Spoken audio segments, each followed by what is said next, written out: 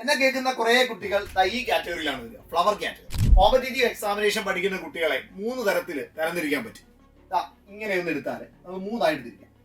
ഏറ്റവും താഴെ ഒരു കാറ്റഗറി ഉണ്ട്, ഏറ്റവും മുകളിലും ഒരു കാറ്റഗറി. പഠിക്കുന്ന കുട്ടികളെ നമുക്ക് 3 ആയിട്ട് തിരിക്കാം. ഫ്ലവർ കാറ്റഗറി ഉണ്ട്, റാബിറ്റ് കാറ്റഗറി ഉണ്ട്, ലയൺ കാറ്റഗറി ഉണ്ട്. ക്ലിയർ ആണ്? ആദ്യത്തേത് ഫ്ലവർ കാറ്റഗറിയാണ്.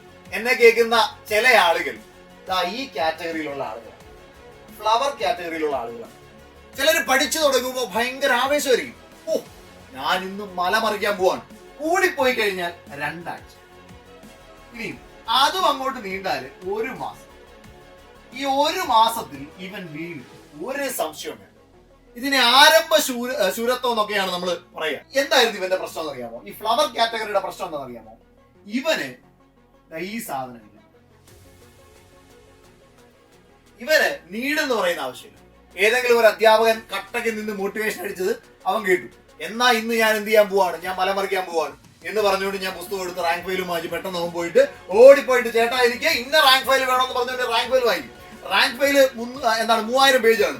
ഇതും താങ്ങി പിടിച്ചോട്ട് അവൻ വീട്ടിൽ വരും. വീട്ടിൽ വന്നിട്ട് ഇവൻ 2 വട്ടം ആലോചിക്കും, ഇത്രയും വലിയ റാങ്ക് ഫയൽ പഠിക്കാനായിരുന്നോ ഞാൻ ഈ കഷ്ടപ്പെട്ടത്? ചിന്തിച്ചിട്ടില്ലേ?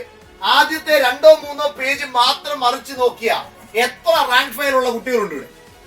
കമന്റ് ചെയ്യുമ്പോ കമന്റ് ചെയ്യും, എല്ലാവരും ഇപ്പൊ കമന്റ് ചെയ്യും. ഓരോ കമന്റ് വന്നു. അതിന്റെ ആദ്യത്തെ 2 പേജേ കാണുള്ളൂ, നോക്കി. ബാക്കിയെല്ലാം അല്ല പുതുപുത്തം പോലെ ഇരിപ്പുണ്ടായിരിക്കും.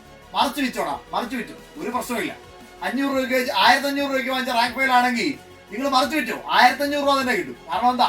ആദ്യത്തെ 2 പേജേ മറിച്ചിട്ടുള്ളൂ, വേറെ 1 പേജ് പറഞ്ഞിട്ടില്ല, വേറെ ഒന്നും സംഭവിച്ചിട്ടില്ല, ഒരു വരയും വീണിട്ടില്ല, അതിന് നിറവും മങ്ങിയിട്ടില്ല.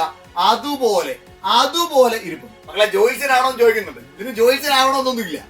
ഞാൻ സംസാരിച്ചിട്ടുണ്ടാ നിങ്ങളോട് ഈ ക്ലാസ് ഞാൻ എടുക്കുന്നുണ്ടെങ്കിൽ, ഞാൻ ഈ കാര്യങ്ങൾ നിങ്ങൾക്ക് പറഞ്ഞ് മനസ്സിലാക്കി തരുന്നുണ്ടെങ്കിൽ ഞാൻ എത്ര കുട്ടികളോട് സംസാരിച്ചിട്ടുണ്ടാവും അറിയാം? ഞാൻ എത്ര കുട്ടികളോട് സംസാരിച്ചിട്ടുണ്ടാവും? പഠിച്ചുകൊണ്ടിരിക്കുന്ന കുട്ടികളോട്. ഞാൻ റാങ്ക് ലിസ്റ്റ് വന്ന ആളാണ്. ഞാൻ പഠിച്ചത് എങ്ങനെയാണെന്ന് എനിക്കറിയാം. എന്നോടൊപ്പം പഠിച്ചവർ എങ്ങനെയാ പഠിച്ചതെന്നും എനിക്കറിയാം. ഓക്കെ, ജോലി നേടിയ ആളായതുകൊണ്ട് എനിക്ക് നന്നായിട്ട് അറിയാം എങ്ങനെ ഞാൻ പഠിച്ചു, എന്നോടൊപ്പം ഉള്ളവർ എങ്ങനെ പഠിച്ചു, എനിക്ക് എന്തുകൊണ്ട് ജോലിയിലേക്ക് എത്താൻ പറ്റി, മറ്റുള്ളവർക്ക് എന്തുകൊണ്ട് ജോലിയിലേക്ക് എത്താൻ പറ്റിയില്ല. എനിക്ക് നന്നായിട്ട് അറിയാം. വ്യക്തമായിട്ട് എനിക്ക് പറഞ്ഞു തരാൻ പറ്റും. കൃത്യമായിട്ട് കമന്റ് ബോക്സിൽ പറയുന്നുണ്ട്. ഇങ്ങനെയൊന്നും സത്യം പറയാതെ